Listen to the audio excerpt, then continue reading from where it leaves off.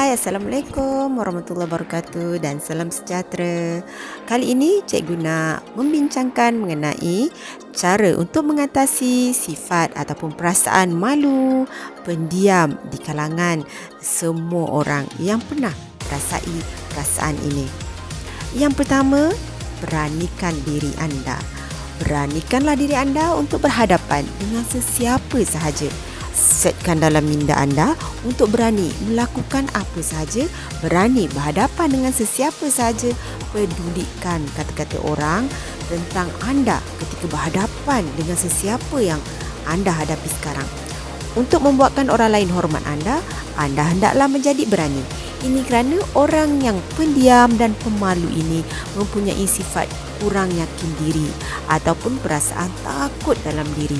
Jadi, untuk buang perasaan ini, setkan dalam minda anda untuk beranikan diri.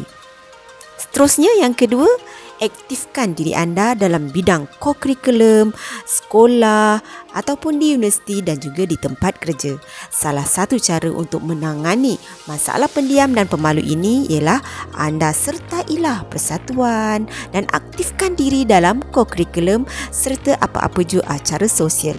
Ini secara tidak langsung anda akan dilatih untuk berhadapan dengan orang ramai sedikit demi sedikit.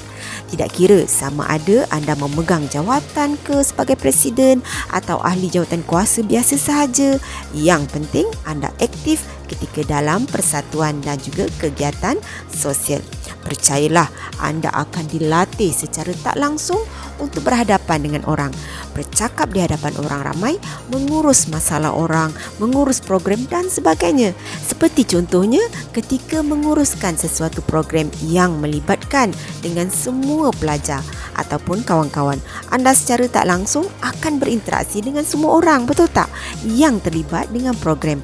Lama kelamaan anda juga akan menjadi biasa dan normal apabila bercakap di hadapan orang ramai. Jadi anda tidak akan merasa malu untuk berbuat demikian kerana anda telah pun dilatih secara tidak langsung sebelum ini. Anda telah pun berasa yakin bercakap di hadapan orang ramai. Yang ketiga, tunjulkan diri anda ketika dalam kumpulan, perbincangan atau yang melibatkan dengan orang ramai. Anda tunjulkanlah diri anda. Seperti contoh, jika anda duduk dan melepak dengan kawan-kawan yang ramai, anda tunjulkan diri anda dengan banyak bercakap, bercerita, bergurau dan sebagainya. Jangan ikut sahaja kawan dan diam saja. Yang keempat, banyakkan beriadah dengan rakan-rakan. Ini salah satu cara beriadah dengan rakan untuk bersama-sama rakan, terutamanya melibatkan diri dengan strategi seperti bola sepak, badminton, futsal, bola jaring dan sebagainya. Secara tak sengaja anda akan banyak cakap dengan kawan-kawan, betul tak? Terutama sekali ketika bermain. Sebagai contoh, ketika bermain futsal, anda akan bercakap dengan rakan anda untuk memikirkan apakah strategi yang sesuai untuk menang perlawanan futsal ini. Bayangkan jika tiap-tiap hari anda beriadah, sudah tentu anda akan menjadi banyak bercakap dan secara tak langsung dapat menghilangkan sifat pendiam dan juga rasa malu anda. Seterusnya, yang kelima, banyakkan berbincang, berborak dengan ahli keluarga. Ini antara tips paling senang untuk diikuti, iaitu banyakkan berbincang atau berborak, bertanya kabar dengan ahli keluarga, termasuk saudara mara, ayah saudara ke ibu saudara, atuk nenek dan sebagainya. Dengan tips ini, anda akan hilang sifat pendiam dalam diri anda kerana anda sudah pun dikatakan antara yang banyak cakap dalam ahli keluarga.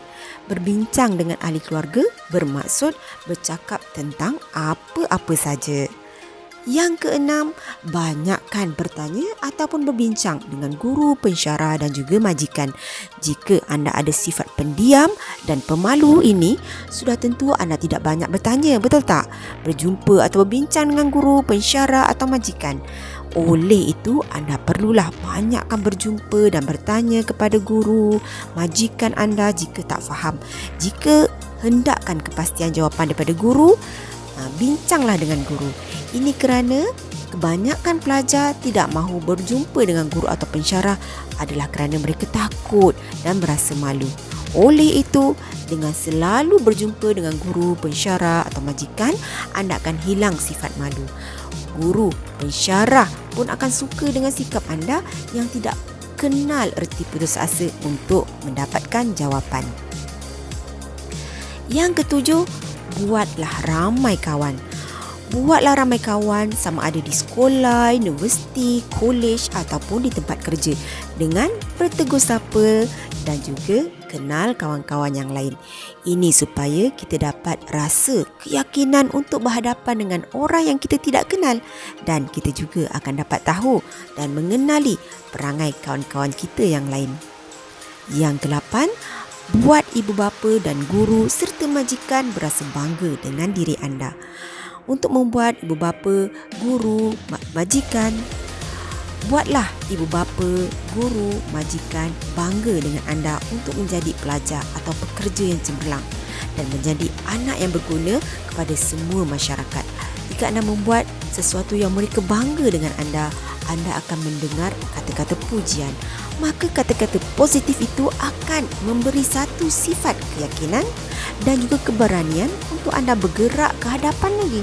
Ini seterusnya, anda tidak akan menjadi pemalu dan pendiam dalam kehidupan seharian. Dan yang terakhir, buanglah sifat negatif. Buanglah sifat negatif dalam diri anda. Sebagai contoh, sifat seorang yang permalu, keterlaluan ataupun terlalu pendiam. Sebagai contoh, boleh ke aku bercakap depan orang ramai ni? Seganlah aku nak jumpa dengan cikgu. Contoh seperti ini hendaklah anda buang dan anda sentiasa berfikiran positif dalam hidup anda. Untuk menjadi seorang yang positif, anda banyakkanlah membaca buku tentang motivasi, menonton televisyen tentang motivasi, inspirasi, banyakkan bergaul dengan orang yang positif dan sebagainya. Jika anda mahu bersikap positif, anda kenalah sentiasa berasa yakin dalam hidup anda untuk membuat apa sahaja dan anda tidak takut untuk menghadapi apa-apa jua rintangan dan halangan. Dengan itu, sikap pendiam dan pemalu mungkin akan berkurangan dan tidak ada dalam diri anda. Buanglah sifat pemalu dan pendiam dalam diri anda untuk menjadi seorang yang hebat. Seorang yang berguna bukan sahaja manfaat untuk diri sendiri tetapi manfaat kepada ibu bapa dan juga masyarakat sekeliling. Banyakkanlah bersyukur dengan kelebihan yang anda ada dan insya-Allah semoga kita menjadi orang yang hebat, orang yang baik dan memberi manfaat kepada semua manusia. Itu sahaja daripada cikgu. Bye.